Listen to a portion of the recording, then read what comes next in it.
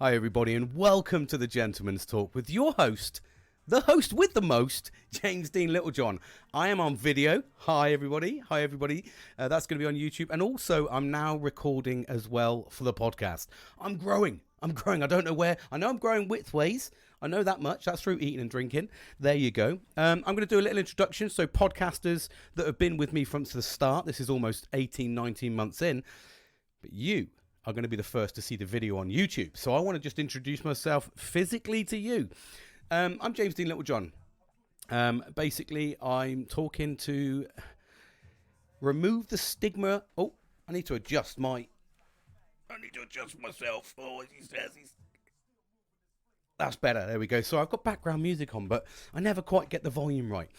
I'm here to support mental health, to get the word out there about breaking the stigma behind men's mental health, get us talking, get us listening, and ultimately trying to reduce the amount of stigma that is behind men's mental health. It's devastating, and I've said this numerous times on my podcast. It's devastating the amount of suicides there are to men's mental health, that people aren't talking, and we still aren't talking. So what I'm here to do is to share my experiences. I'm somebody who's suffered from depression, anxiety, PTSD. I've been diagnosed with permanent PTSD, ADHD, and still being tested for other mental health conditions because I'm batshit crazy. What I'm trying to do is break that stigma and just basically try and get the word out there that it doesn't matter who you are, what your walk of life is. If we talk about things, a problem shared is a problem halved. Problemed half? That doesn't make sense. You're getting nervous on the camera, Jimmy boy.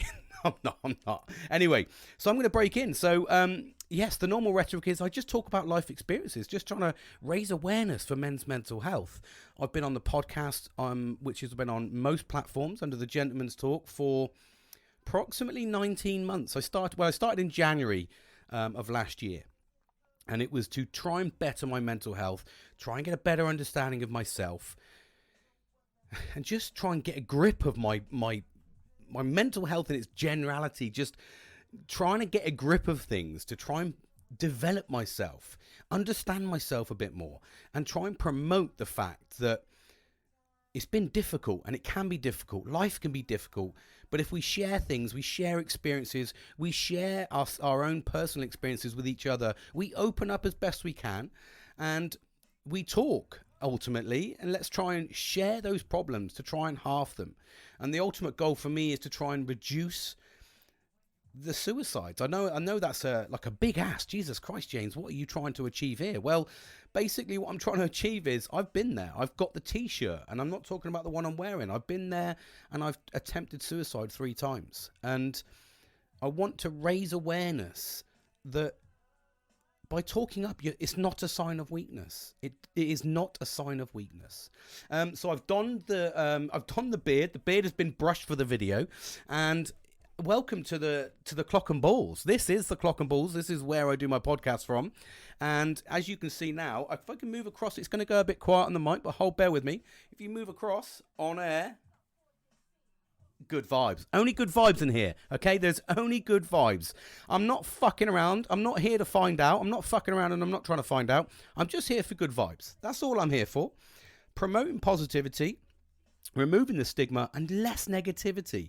You'll hear a lot of things on this journey about my own friends, my own close personal experiences, and just basically how important it is to nurture the right things. I'm donning for my first ever video the Gentleman's Talk cup that was endorsed by a very good friend of mine, Billy Miller. It is Billy Miller approved.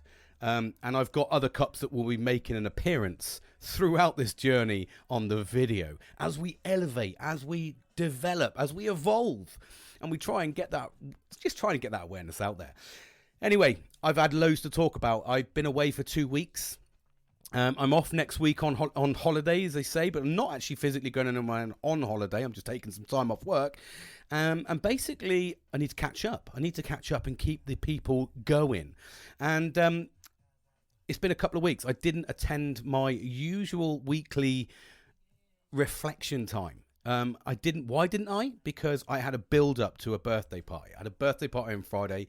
It was a fantastic occasion.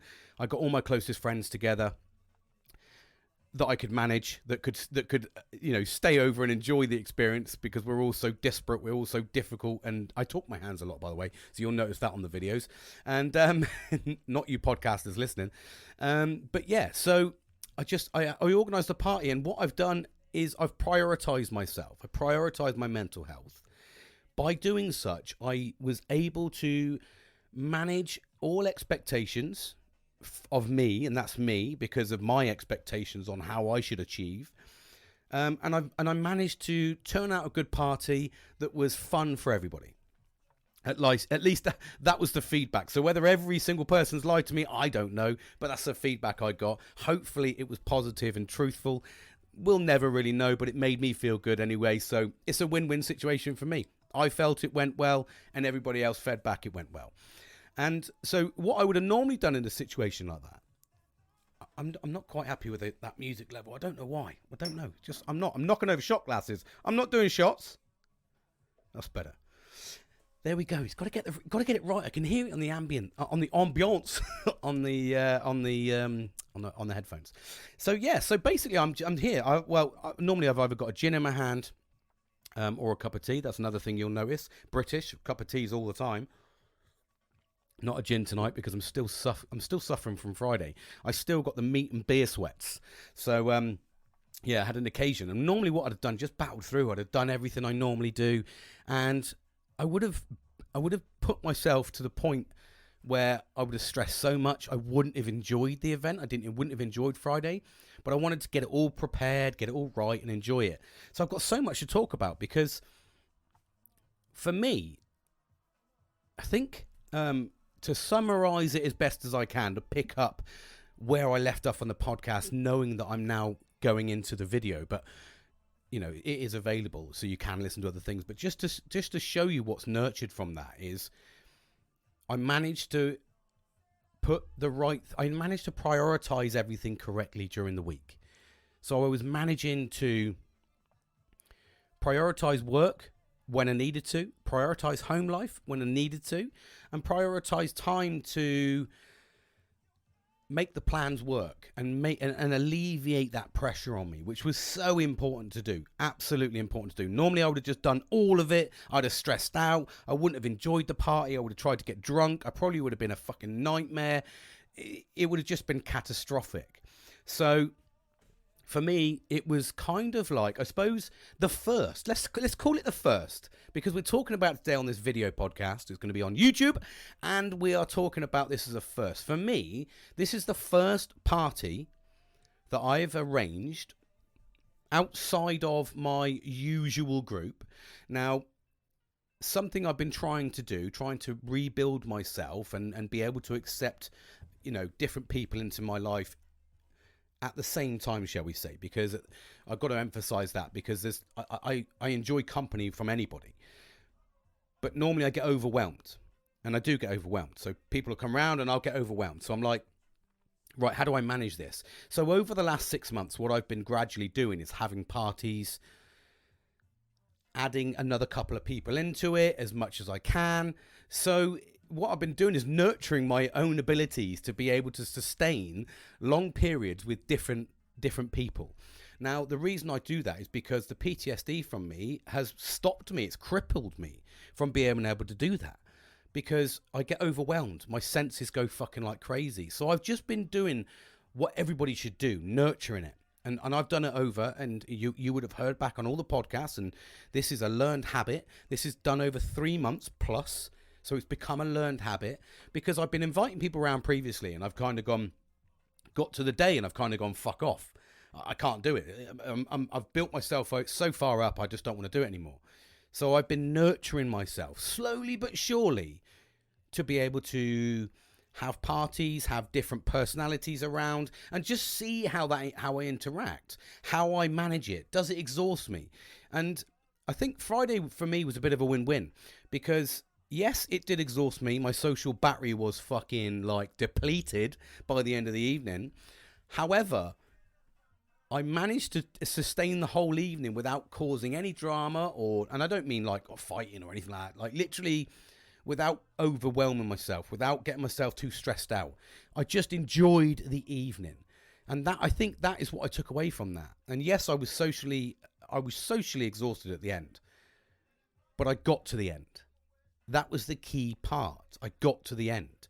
So it's that learned habit. It's that learned habit. And that's what I've been able to achieve from that. So it was kind of the win-win for me because it was a marker. It was that I talk about having markers in life. Give yourself something to achieve. What's your 5-year plan? What are you working towards a 5-year plan? Are you looking after yourself? Are you giving yourself objectives in life and milestones, something to hit? Because one thing we strive for as men is having markers, having milestones. And I can't emphasize how important having milestones really are.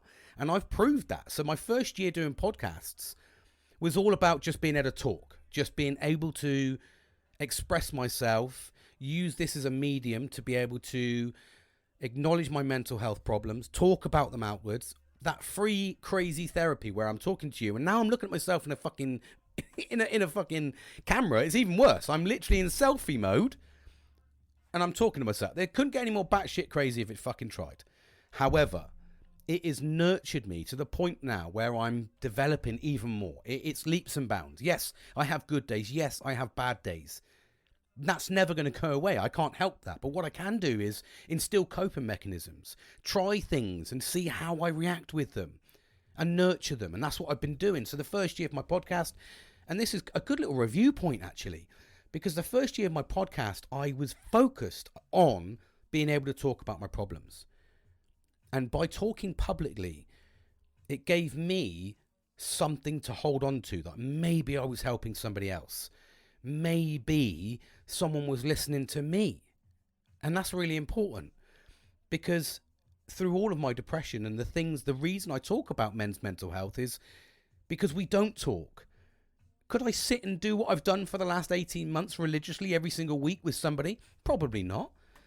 I don't think I could. I don't think many men can because on a weekly basis, I just blurt out shit. Not literally, but well, maybe. Depends on what your view is of the talk show, so to speak. But I focus on rehabilitation.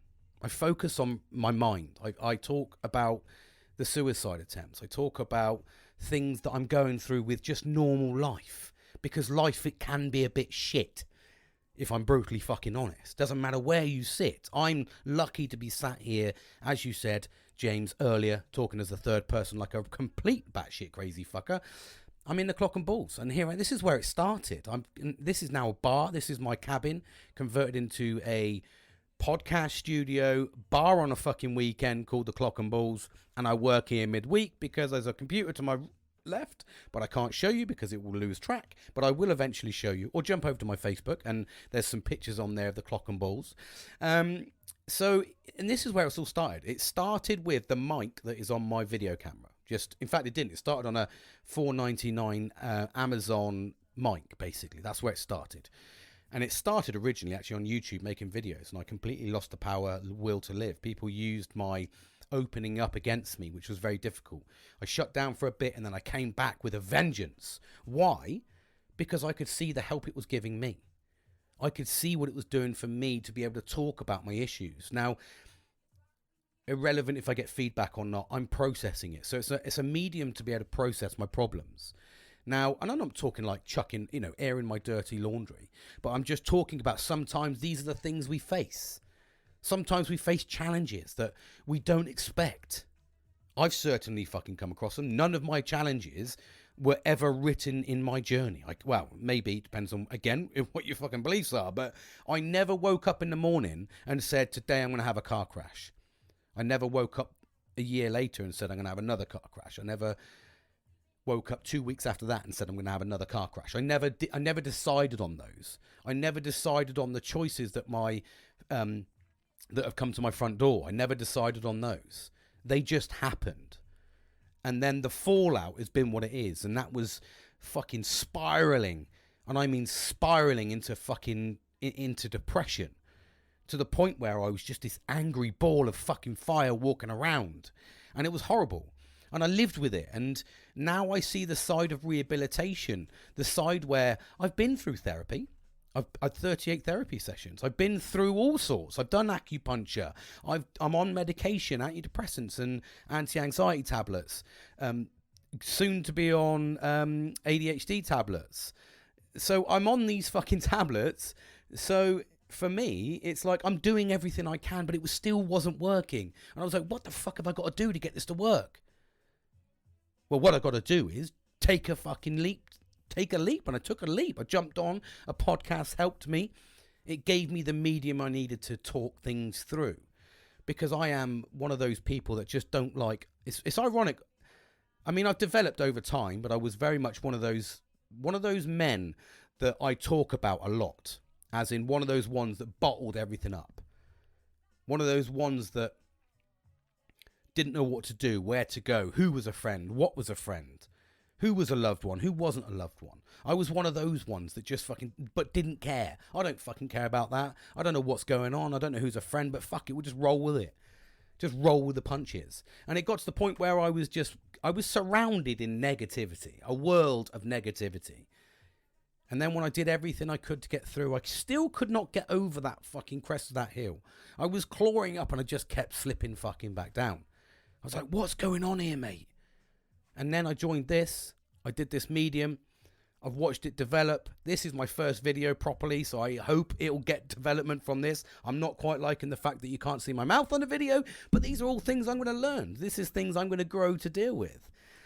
So that's where it started. It started from there, and it's just taken off tremendously for me personally, irrelevant of what's going on around me. It's taken off personally for me because I enjoy the process and I want to raise awareness. And like I said, I marked an occasion today. I've jumped on a video and I'm talking about the first party I've had, something I've nurtured over time because I've acknowledged that I've organised people and people have wanted to come around my house and everything else. And I'm sat there going, oh, just checking something there, man. I'm just checking something there. It developed, and I was inviting people around, and they just weren't. I was just going quiet. I wanted everything to be perfect because I was worried. I was always making an excuse to cancel. So I was like, I need to develop this. How can you better yourself, James? You're almost 42. How can you develop this point? You've built a podcast, and you've got to the point where you can be open and honest, and you feel comfortable being open and honest with your challenges. And then at the same time, you've developed that into nurturing the right friends around you. I feel confident that I've got the right people around me now. I've pushed away that negativity. I feel confident with that. And that's come with time. And I'm developing into last week. I've tried up and down, tried to do fitness. I've tried to do this, and this. I found out that I hate fucking fitness now. But I like reflection walks. So I categorize walking as a reflection walk and I utilize it in the right way. Let me take a sip. I can do this on video now with the gentleman's talk. You never know. I might even bring merch out. Oh, everyone's bringing merch out, James. But yeah, it's everything has been nurtured. Everything that the reason I'm here talking to you right now is because I've nurtured those things internally for myself. I've kept on the journey for myself. I haven't relied on feedback. I did at the start. I'm not going to lie to you. I relied heavily on feedback. Mainly because I knew my friends were listening, so I was hoping they would be open and honest with me. And I've nurtured that. I've just continuously developed to the point now where I don't need that gratification because this is an enjoyable process for me. And I've developed that into other pieces. And every time I've identified an issue, I'm now developing this skill set, this coping mechanism that's allowing me to be able to take on those challenges confidently. That was me just trying to work out the best way to say that. Because yes, there is challenges. Every day there is a challenge. Every fucking day there's a challenge. There'll be something that will challenge you. It may even be right down to the fact that you're challenged because you're fucking tired and you have to perform. Not sexually. Lock it in. But I mean perform. As a colleague, maybe it's a boss, maybe it's a husband, maybe it's a son, maybe it's and I'm categorizing the men because this is the gentleman's talk, so don't fucking penalize me for that. But maybe you've got to perform as a boss, a dad, a brother, a sister, mother, whatever you may have to fucking perform. But you're bollocksed and you're tired. You can't be asked, but you have to do it. But there's no difference between mental health. You may be tired, you may be bollocksed, you can't be asked. But if you do those things, you get out for that reflection walk. Watch yourself elevate. So something to talk about. And I've always I try to always have a bit of positivity with mental health, because you can talk about it and it can absolutely lock you in. It's a turmoil subject, really, and there's a lot of negativity surrounding it. But I like to try and boost with a little bit of positivity. And this is very focused at the moment around positivity.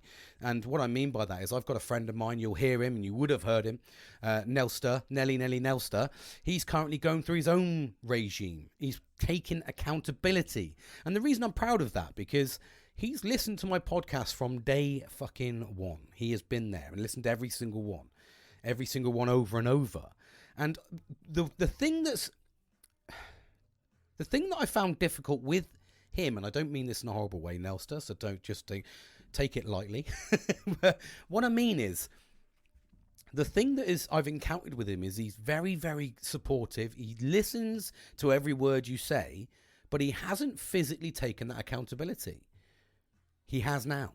And I'm watching him grow. Even it's been 2 weeks for him on his program for rehabilitation in terms of grabbing his mental health. I can actually see, and what he doesn't realize is when he talks to me and he says, I'm doing this, I'm doing that, and I'm like, yeah, taking accountability. He's mentioning all these key words that he's listened to. Now, I'm not taking responsibility for him taking that action.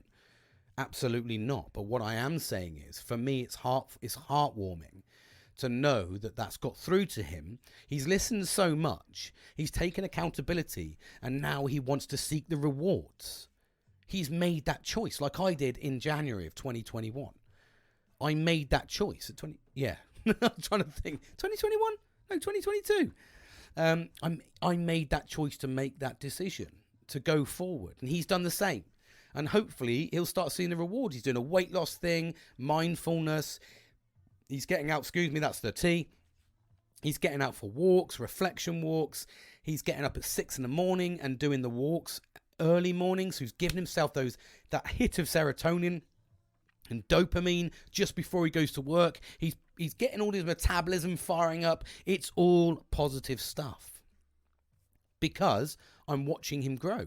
And he says these trigger words, these key words, and I go, yeah, that's because that's what I mentioned. And you see him saying, I'm taking accountability, I'm doing this, I'm reflecting, I'm getting exercise, I'm cutting back on alcohol, because alcohol was one of his big things. It really was.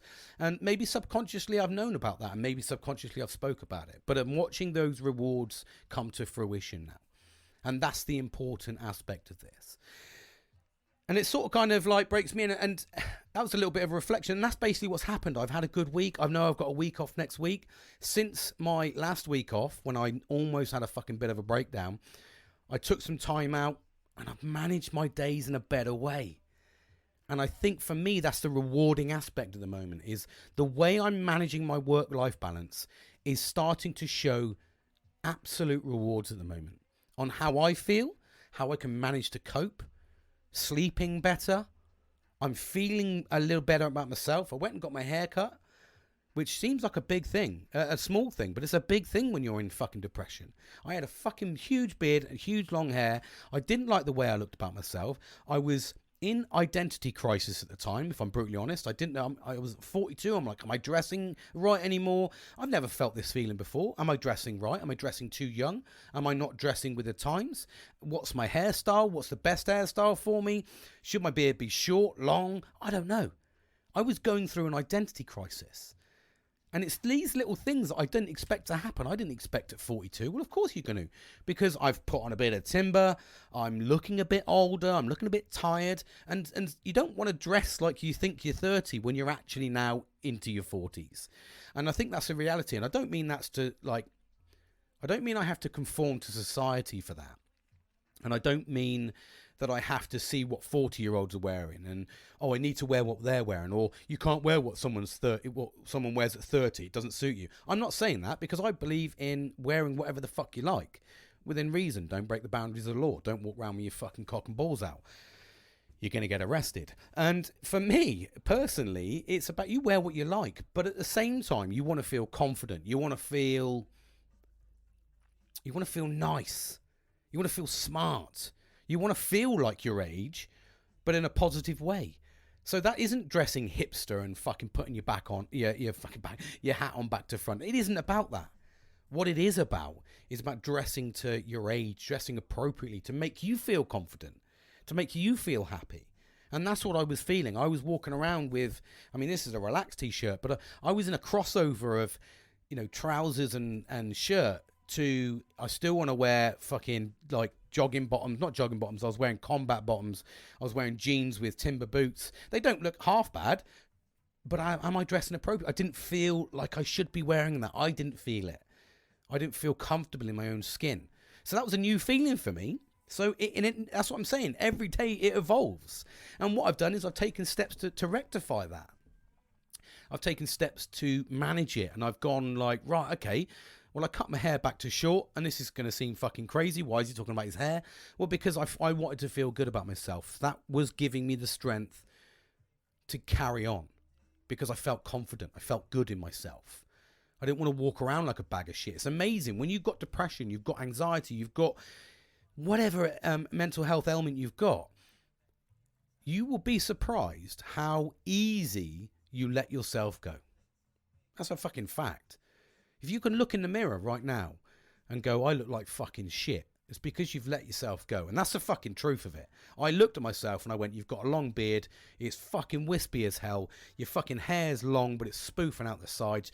I've got a big head. You need to accept you've got a big head, James. So don't wear poofy haircuts. Get them fucking cut right. You know you like it short back and sides with a little bit of length on top. A bit like my ball bag. So, for me personally, that was the point where I needed to just check. I was like, I was going to grow my hair. And I was like, no, I need to visualize this one more time. And I felt good. But if you can look in the mirror right now and go, I look like fucking shit, you've stopped taking care of yourself, which is a sign you're stressed. Because a happy man will look after themselves. And that's a genuine fact. So for me personally, that was like an eye-opener. That was like I needed to address. I needed to look at my style. I needed to look at how I was dressing, what I was dressing, even right down to my glasses. My glasses appropriate. It's batshit crazy, but these are the things you must do. Anyway, what I normally do is give you a breakdown, and I'm going to break into my topic today, which is, and let's lead it out with the head title here. Mental health can be anything and everything. What does he mean by that? Never do that again, James, by the way. Just that's an inside voice talking to myself, just to say don't do that stupid voice again. Anything and everything. Mental health is a bit of a bastard, as we all know. And I think that's across the board from everybody.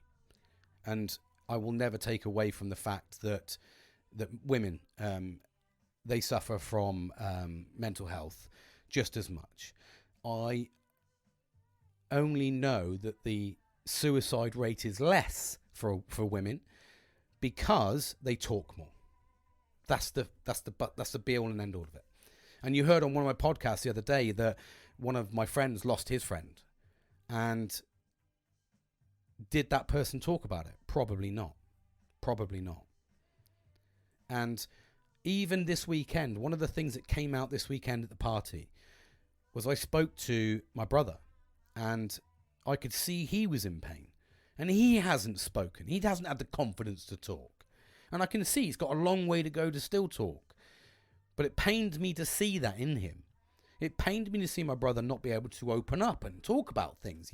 Because he still inherently stores that societal expectation that men will just bottle it up and get on. And the reason I talk about this is things like grievance, death. I know mates of mine that have lost family friends, family members, mums, dads, brothers, sisters. They've lost family members and they've just got on with it and they don't shed a tear.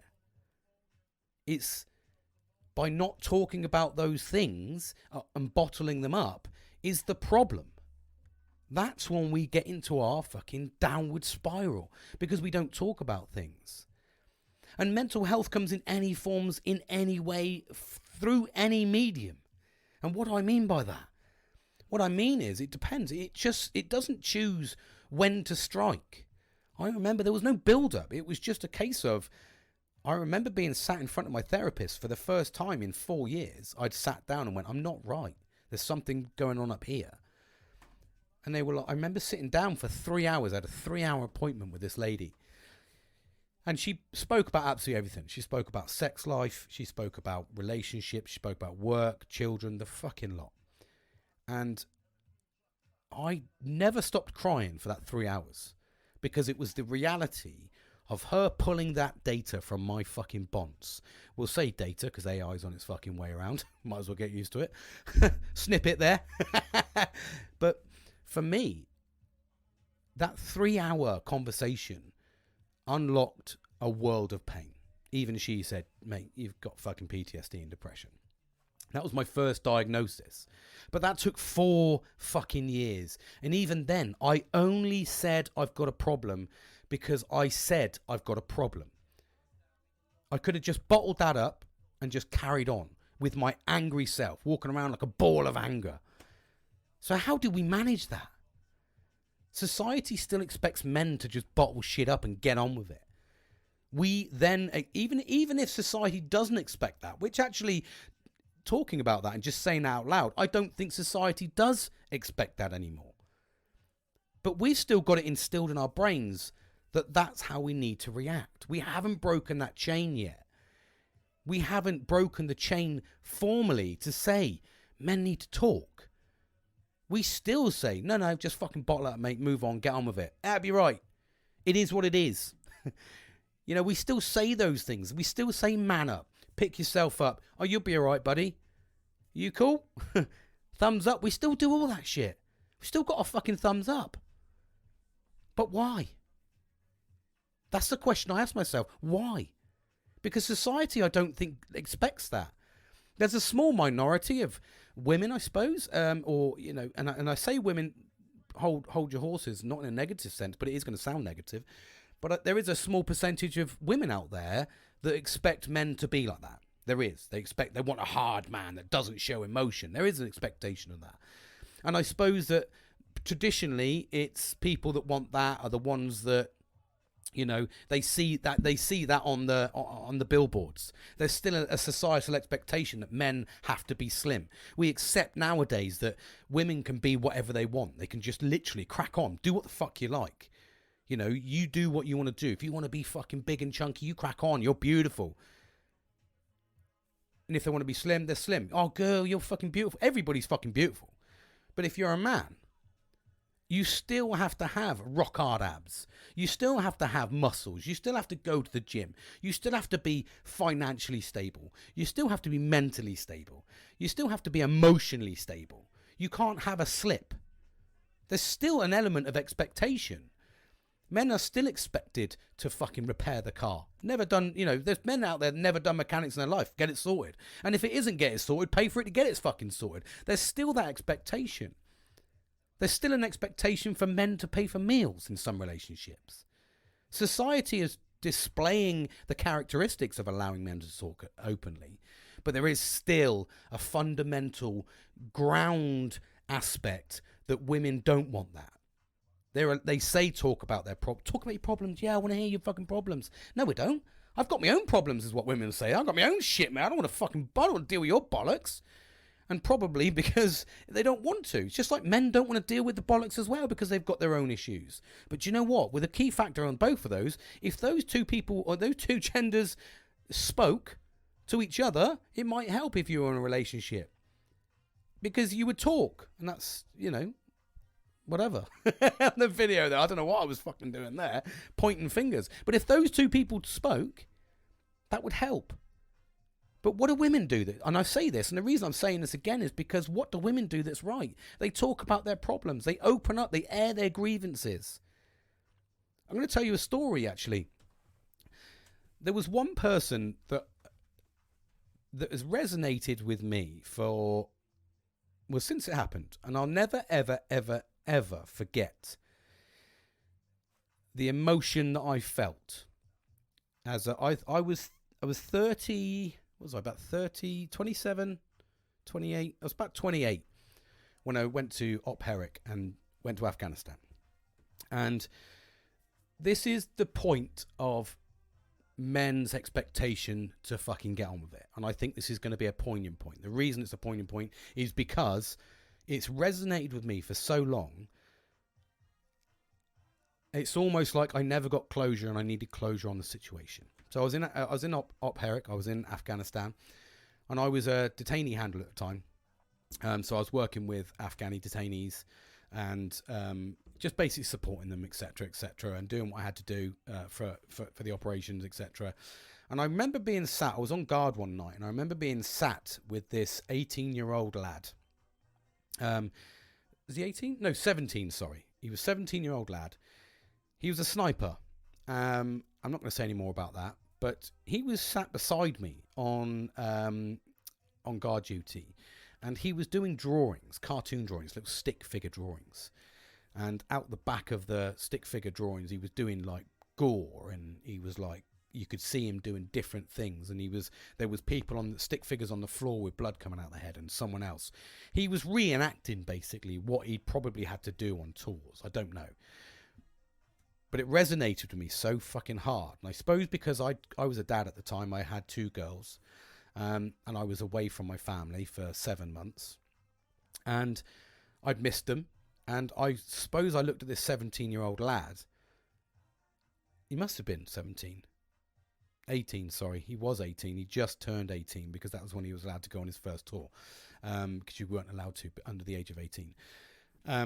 I think, though, that's what it was either 17 or 18. I don't know the finer details like that. I've forgotten. But what I will say is what's resonated with me is I was a dad, and I was looking at this young lad. And the reason I say it doesn't matter, irrelevant of the 17 or 18, he was baby-faced. He still had bum fluff on his fucking face. I think if a cat licked him, it would have fucking licked the whiskers off the side of his fucking face. He was that baby-faced.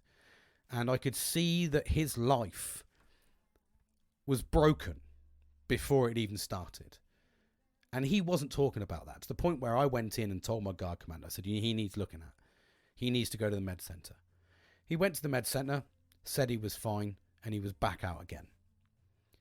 Now, that's prime PTSD. Post-traumatic stress disorder, massively going to affect this young lad before his life's even fucking started. Will he talk about it? Probably not, because most soldiers won't. Most soldiers don't talk about their acts. And I certainly don't. The reason I'm talking about this particular incident is just because by him not talking, I know he will not rehabilitate.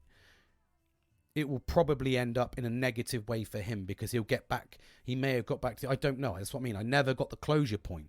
I just got the reality of this young lad drawing fairly gory cartoons with blown out the back of the head and all sorts of stuff. And it was like a cartoon scene of a war. So for me, it resonated that this young lad had his life ahead of him, to the point where it affected me, because I was like, I don't know what that lad's ever done. I don't know whether he moved on. There's been absolutely no closure.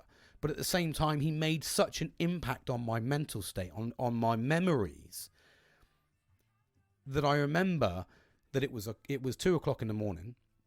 I remember we were sat in the middle of a desert, and it was hailstoning, and I had this thick jacket on. It was fucking Baltic minus temperatures. And I remember just sitting next to him, just thinking, I just want to help you, but I don't know how. And it was kind of like when I spoke to someone else that knew him, he said, yeah, he's back out. He's fine, mate. He just said it was just cartoons. And that's it, because he just said it was fine. He was fine. And it'll be later on that they'll pick that up, but it'll be too late. It's embedded into him. And I know people that have had, the reason I talk about grievance at the moment is because people lose people quite regular.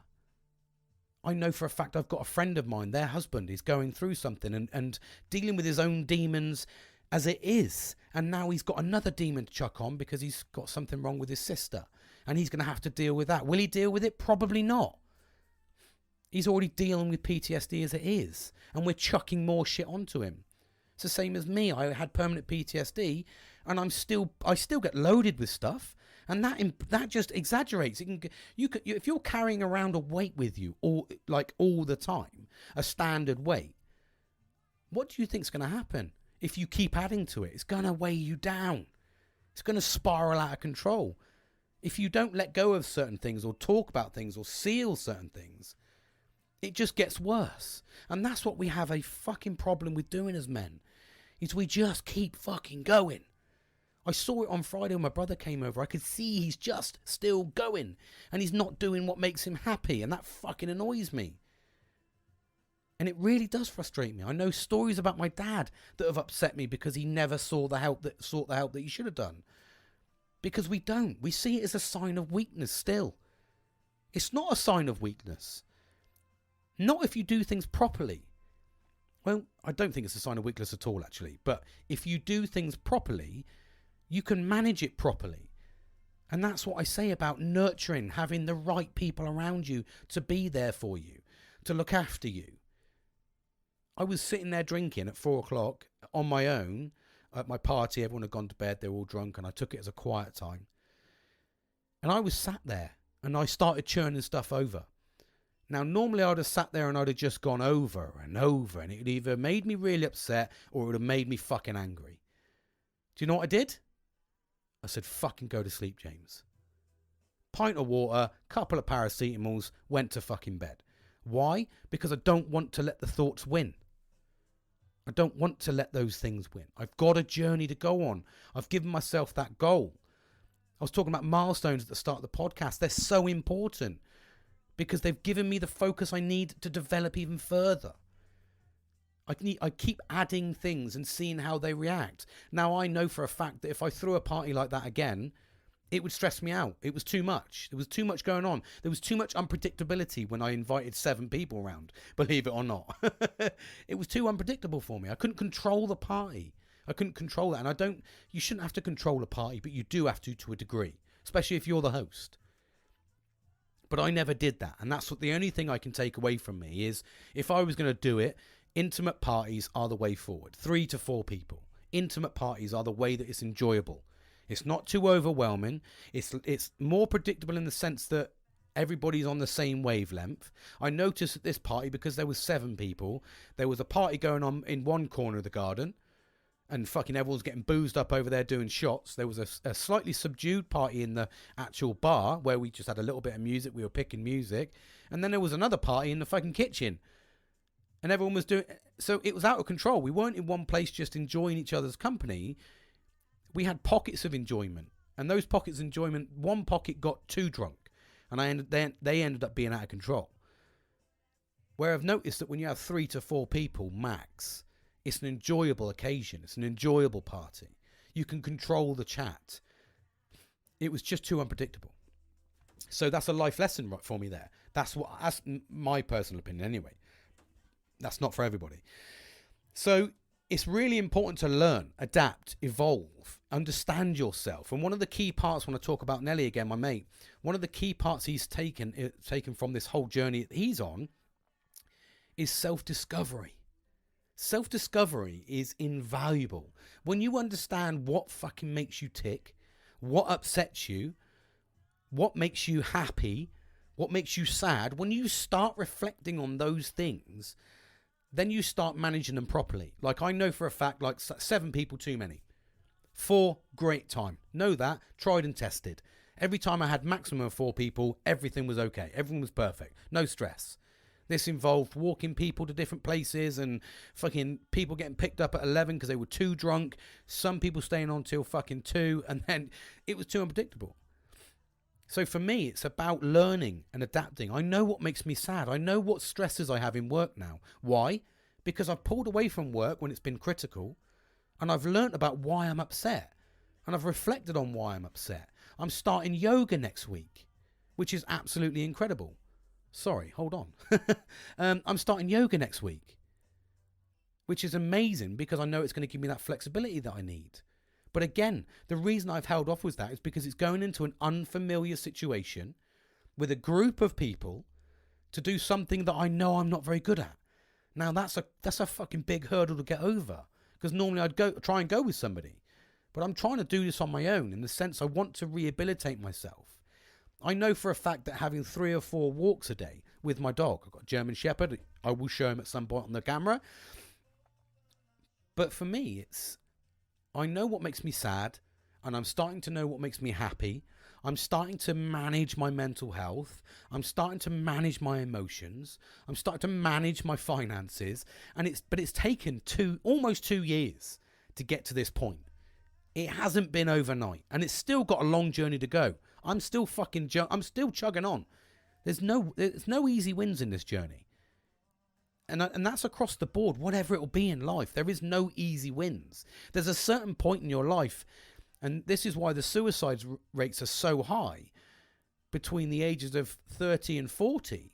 Is it 30 and 45? I think there's a boundary window where it's so hard. And that's normally traditionally because that's when you're most expected to be the winner, the person in life. You're the expected person to secure and protect a relationship, secure and protect as a father, secure and protect as a husband or a partner. That's when you're expected in those life.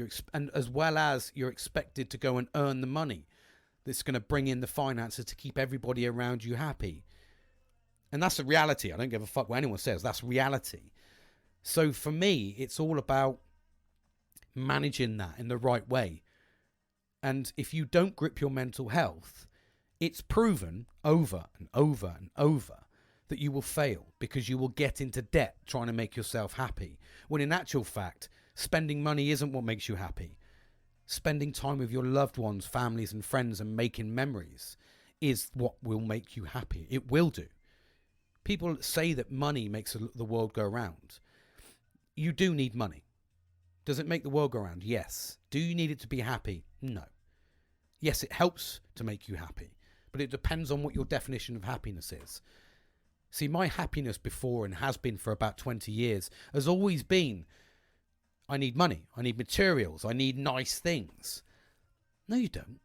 And it's okay to say that when you've got nice things, but to get the things I have right now, the things you see around you, has been a collection over 10 years. And the reason I have them is because I got myself into considerable debt getting them.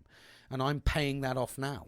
If I could stop and do what I did now, what I'm doing now, or January 22, if I started that journey 10 years ago, I'd have been much happier. And that's the truth. I'd have been much happier. So it's a balance of getting things right. And ultimately, like I said, it can be anything and everything. And by that, I mean it can be anything, in the sense, mental health can be anything. It can affect anything. But most importantly, mental health can affect everything. It can affect your relationships. It can affect how you act. It can affect your personality. It can change your personality. And I genuinely, that's the thing that has scared me the most. And the thing that I am working the hardest on is to get my mental health back, or my personality back, that has been stripped away from me because I lost control of my mental health. Now, I'm not weak for it. No. No, I'm not weak from losing my mental health. But at the same time, I need to make sure that I develop myself. I don't say better myself, it's a horrible word. But I've made some awful decisions through the last years. I've made horrendous decisions. I've hurt people. Not physically, mentally and emotionally. I have done horrible things emotionally to myself, family, friends, loved ones, pushed them away, said I can do this alone. There is an element of something I do need to do alone, and that's what I'm doing now. That's what my friend is doing. That's what people need to do. And that's take accountability for yourself. Look after yourself. But do it in stages, because it's proven to me that doing things in stages, getting those milestones in, it works.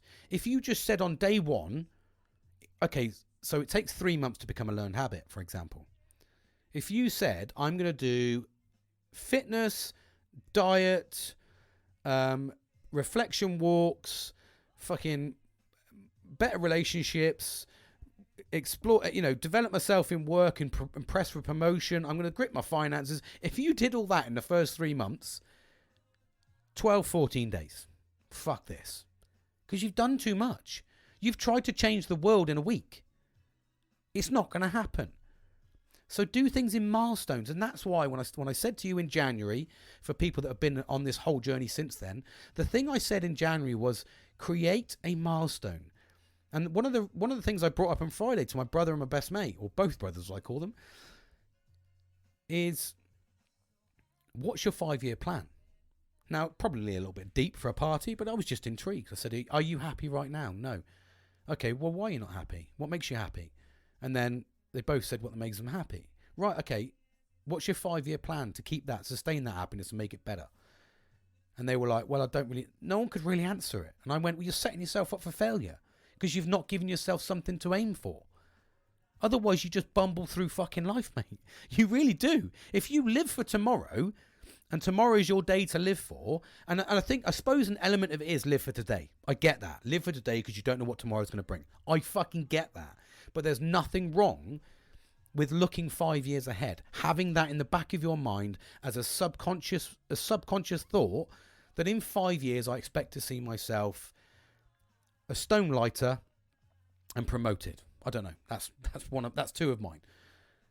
I expected to see in the first 3 months of this year, I wanted to host a party as part of my milestones. And I wanted to hold one at the next 3 month point and the next 3 month point. And it's got to almost the 6, so it would have been, so this would have been almost the 9 month point. And I found out what my happy medium is, where I'm happiest, what sort of party I like to throw, and how I enjoy to host, and how many people I like to host. So I've learned something about myself. And it's about self-discovery is one of the biggest rewards from developing yourself is self-discovery. Understanding those things that make you sad. Understanding those things that make you happy. Working on the things to make that happiness sustained. It's really, really important. But so many people just forget. And then they wonder why. Why am I so sad? Why am I having such a shit time? One of my friends came round on Friday actually. And I'm gonna mention this. I've got a bit of a cold, sorry. Sorry about that. I need to get out of the way. I've got a bit of a cold. I fell asleep outside. That's what drunken does for you. One of my friends came over on Friday, and within arrival, he arrived about 7 o'clock. And by 11 o'clock, I was phoning his wife to take him home because he was a very angry drunk. There was something going on with him mentally.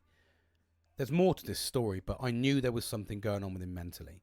And he's choosing drink. So I reached out to him on Saturday and said, are you okay? And he hasn't got back to me. So I'll reach out again to him tomorrow and say, buddy, are you okay? Because I can see he's struggling. I can see there's something laid down that he doesn't know how to deal with. And I want to help him because I can recognize that. One of the things I say is recognizing when people need help. And at the moment, I feel he does. That's the importance of talking. I'm going to shut it down there actually because I think I've had a good innings on this one. I'd love to hear your feedback on the video aspect and in the clock and balls. I'd love to get your feedback. Is the mic annoying? Because I think it might be. I might need to remove the muffler and just have the mic. I don't know. It's all new experience from me, so any feedback is welcome. But I do like the thought of saying, the voice going. I don't know. Let me know. I'd love the feedback from you watching. Like I said, I want to finish on making sure you talk, making sure you open up, making sure you take that next step, making sure you jump on that bandwagon of self-discovery. Do things in stages as well. Please, please, please. You're setting yourself up for failure if you give yourself too much to do. It doesn't happen overnight. Nothing happens overnight. You need to develop it into a learned habit and then start watching things happen.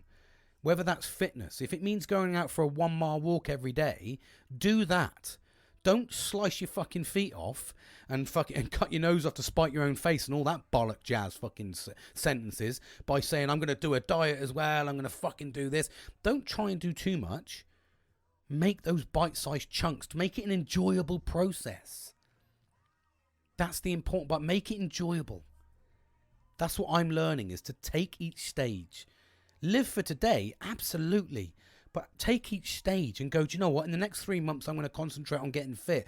Because I guarantee when you start, even if you, if you chose dieting first, I think you would naturally progress into doing a bit of fitness, because you'll feel lighter. You'll feel more energetic. Just as if you took on the challenge of just doing a mile walking every day, half an hour, mile and a half, saying I'm going to walk a mile and a half at least every day. If you did that every single day, you will naturally feel healthier. You'll start shoveling less fucking shit in your mouth, not physically, unless you're way that inclined. I don't fucking know. I'm not. You know, this is an inclusive fucking environment. That's the DJ in the background. But for me, it's about taking those bite-sized chunks. Do something, enjoy that process, and then once it becomes a learned habit, if after 3 months you've enjoyed that 3 months, you'll naturally keep going.